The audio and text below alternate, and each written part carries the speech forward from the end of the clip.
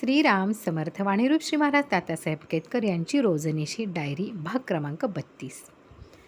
रामदास यांची बायको जाऊन बरेच दिवस झाले होते. त्यांचे घरात दुसरे कोणीच नव्हते. लग्न करावे असे त्यांच्या मनात येई, पण श्री महाराजांची अनुज्ञा असेल तरच करण्याचा विचार होता. एक दिवस श्रींनी त्यांना विचारता त्यांनी आपली खरी मनाची स्थिती सांगितली. त्यावर श्री म्हणाले, हे दुसरे लग्न आहे.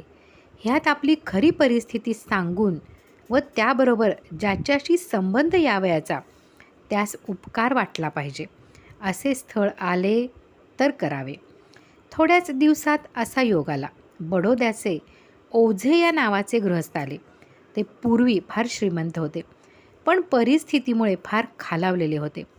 मुलीस आईबाप नसल्यामुळे तिची हयगय झालेली, त्यात दिसण्यात साधारण व डोळे अधू.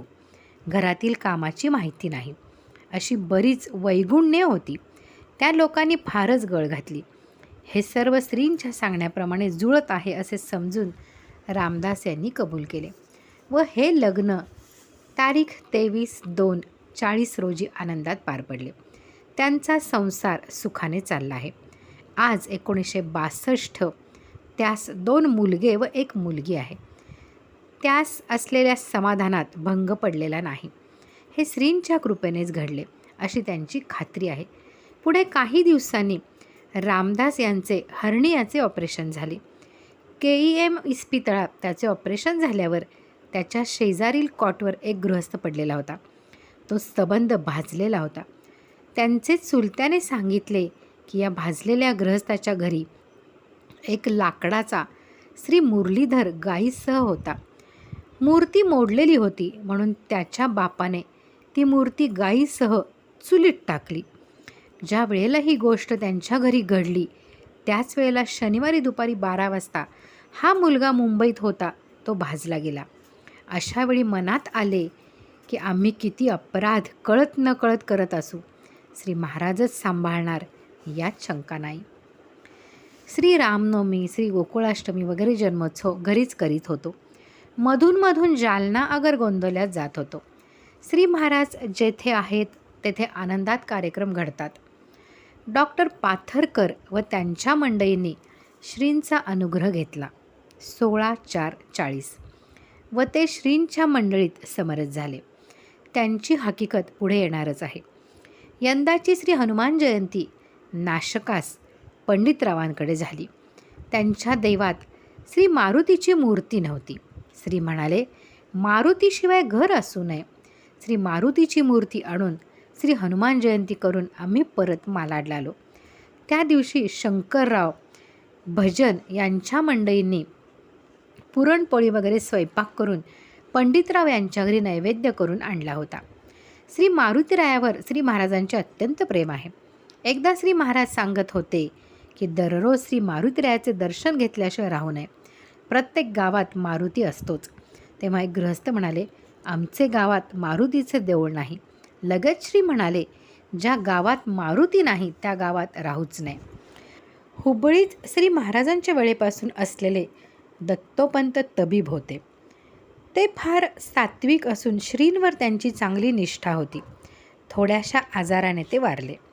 त्यांच्या बायकोचे समाधानाकरता श्री महाराज बेळगावात अण्णासाहेब घाणेकर यांचा नातू अनंता याच्या मुंजीत जाऊन हुबळीत जाऊन आले. त्या बाई काशीताई फार प्रेमळ होत्या. त्यांस एकच मुलगी होती व ती वेडसर होती. तिचे लग्न एका वैदिक ब्राह्मणाबरोबर केले. ती माहेरीच असे. तिला 2 मुलगे झाले. ते चांगले असून त्यातील मोठा मुलगा यज्ञेश्वर बाईंनी दत्तक घेतला. आता त्यांचे घराणे आनंदात चालू आहे. श्रींच्या कृपेनेच हे झाले याची जाणीव त्यांस होती. मालाडला दत्तोपंत काशीकर यांची प्रकृती मध्यंतरी फारच बिघडली. तारीख 12/7/40 रोजी पहाटेच 3 वाजता ते फारच घाबरले. श्रींस बोलावणे आले. श्री महाराजांनी त्यांच्या घरी जाऊन त्यांना धीर दिला. नंतर त्यांना थोडे थोडे बरे वाटू लागले. मुंबईतील एक प्रख्यात व्यापारी माधवजी यांचे चिरंजीव दामोदर शेठ काशी वगैरे यात्रेस गेले होते.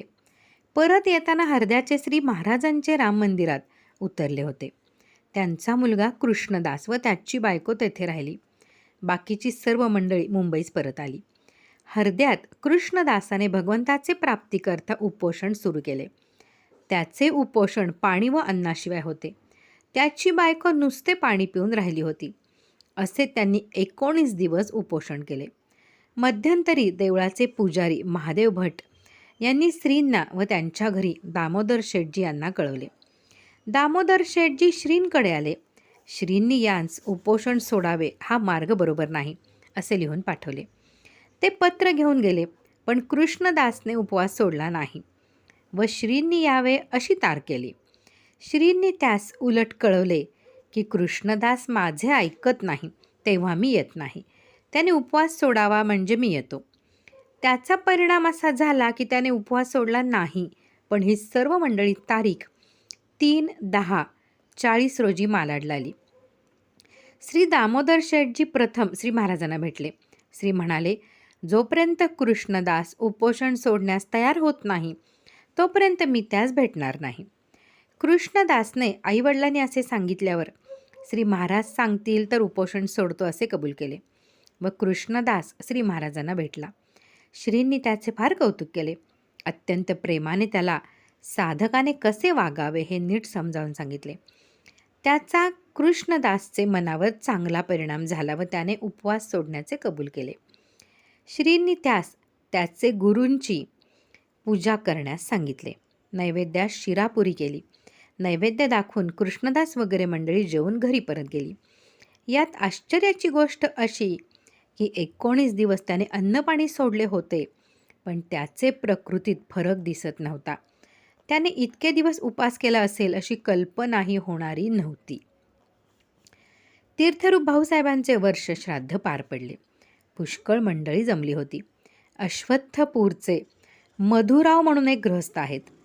ते श्री ब्रह्मानंद महाराजांचे अनुग्रहित असून त्यांचेवर पूर्ण निष्ठा आहे. त्यांनी धारवाडास हॉटेल उघडले. त्याआधी 7 दिवस नामाच्या सप्ताहाकरता श्री महाराज धारवाडला 3/11 जाऊन परत आले.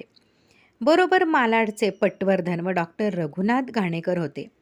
गदग हुबळीकडील सर्व मंडळी दर्शनास येऊन गेली. दादर येथे लेले म्हणून एक गृहस्थ होते.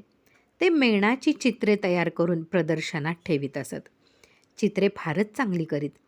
त्यांनी श्री दत्तात्रेयाची सुंदर मूर्ती गोमातेसह व स्टँडसह आमच्या घरी आणून दिली. मूर्ती फारच गोड आहे. हे श्री कृपेचेच फळ समजतो. तो दिवस मार्गशीर्ष शुद्ध 15 श्री दत्त जयंती तारीख 14/12/1940 होता. त्याच दिवशी श्री दत्त जयंती होती. आगाशीचे पटवर्धन बुवांनी मूर्तीपुढे कीर्तन केले. दत्तोपंत D.G. जोशी यांची मंडळी गोंदवल्यास जाण्यास श्रींची आज्ञा घेण्यास आली. त्यांची प्रकृती बरेच दिवसापासून बरी नव्हती. अशक्तपणा फारच होता. त्यांनी श्रींना गोंदवल्यास जाण्याबद्दल विचारले. श्री म्हणाले, गोंदवल्यास श्रीरामाच्या दर्शनास अवश्य जाणे. मी नको म्हणत नाही, पण प्रकृती सांभाळून असावे. त्यांच्या प्रकृतीचे मान पाहून सर्वांना त्या कशा जाणार व त्यांना परवानगी कशी मिळाली याचे आश्चर्य वाटले. पण त्याचे कारण श्रींशिवाय कोणास कळणार. दुसऱ्या दिवशी तारीख 19/12/40 रोजी बरीच बायका मंडळी व थोडे पुरुष मिळून सुमारे 15 मंडळी निघाली. आम्हास रजा नसल्याकारणाने आम्ही काहीजण उत्सवाच्या आदल्या दिवशी येऊन निघून परभारे कोरेगाव स्टेशनवर रात्री 12:30 वाजता पोचलो. श्री कृपेने पटवर्धन रिटायर्ड इन्स्पेक्टर यांच्या ओळखीने मोटार मिळाली. बोडस स्टेशनवरून गाडी घेऊन आले व आम्ही सर्व गुलाल उधळण्याच्या आधी थोडा वेळ श्री गोंदवल्यास पोचलो. 5:30 झाले होते. ह्या वर्षी तारीख 24/12 रोजी शेवटचा दिवस होता. श्री कृपेकरूनच सर्व साधले. यंदा काही विरोधी मंडळींनी गणपतराव दामले व इतर कामकरी मंडळींबद्दल अश्लील पत्रके काढली. पुढे त्याचे काहीच झाले नाही. जोशी यांच्या मंडळीस ताप येत होता म्हणून त्यांना गोंदवल्यास राहण्यास सांगितले. त्यांच्याबरोबर आमचे घरातील मंडळी राहिली होती. बाकी आम्ही सर्व श्रींबरोबर तारीख 27/12 रोजी परत आलो. जोशी यांच्या मंडळींचा ताप राहिल्यानंतर त्या पुण्यास आल्या व तेथून मुंबईस आल्या. त्यांना अस्वस्थपणा जाणवत होता. तारीख 3/1/41 रोजी सौ इंदिराबाई जोशी त्यांची प्रकृती बिघडली. डॉक्टर पाथरकरांनी त्यांची प्रकृती तपासली. जोशीबुवांना म्हणाले, प्रकृतिमान श्री महाराजांच्या कानावर घालावे म्हणून नाडकर्णी यांना मालाडला पाठवले.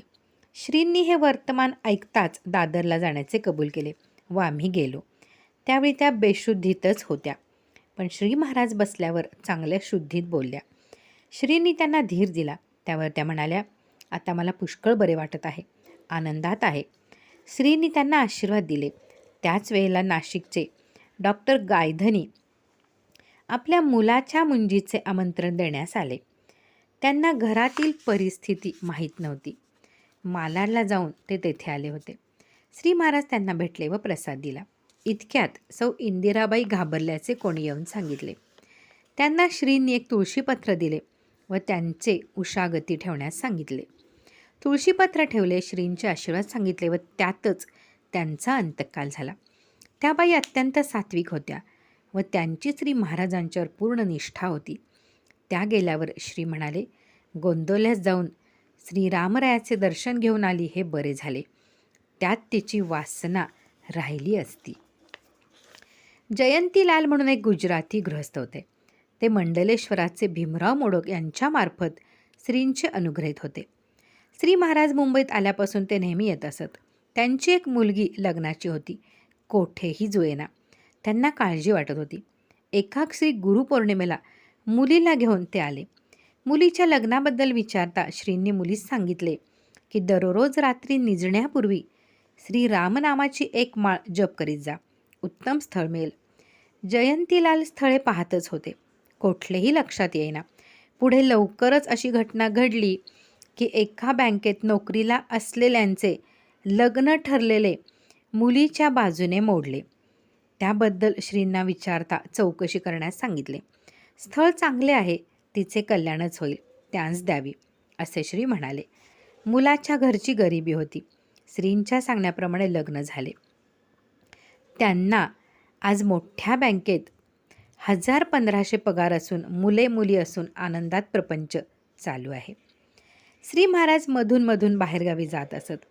तसे श्री महाशिवरात्रीच्या दिवशी समुद्र स्नानाला म्हणून मारवे मालाड येथे 50-60 मंडळींसह गेलो. नाशिकला शंकरराव इनामदार यांच्याकडे घरातील सर्व मंडळी मिळून नामसप्ताह केला. त्याच्याच समाप्तीस श्री गेले होते.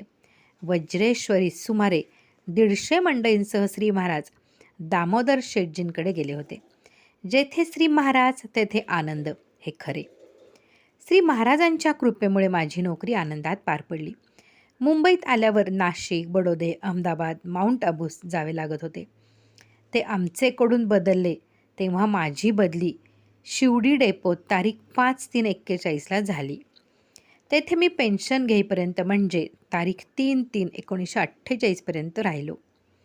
आमच्या ऑफिसातील रिवाजाप्रमाणे 3 वर्षाहून जास्त दिवस एके ठिकाणी ठेवीत नसत. पण श्रीकृपेमुळेच सर्व घडले. सोनगीरचे श्री केशवदत्त महाराज श्रींच्याकडे येऊन गेले. एकदा त्यांचे प्रवचन झाले. जी दिनकर यास वरचेवर ताप येत होता. डॉक्टर भडकमकर यांना दाखवले. हवा पालटण्यास त्यास वज्रेश्वरीस ठेवले होते. कृष्णदास त्याचे करता तेथे बिराड करून राहिला होता. श्रीकृपेनेच त्याला बरे वाटू लागले.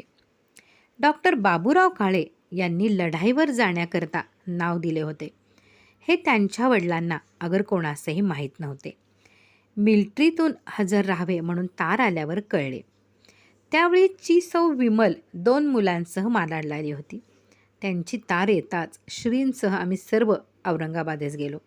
तेथे 2 दिवस होतो. डॉक्टर बाबूराव तेथून 3/5/42 रोजी रावळपिंडीस जाण्यास निघाले. निघण्यापूर्वी श्री महाराजांनी त्यांना आशीर्वाद दिले. श्री त्यांना म्हणाले, कोणतीही गोष्ट करायचे आधी वडील मंडळीस विचारित जावे. श्रींनी त्यांना आशीर्वाद दिले.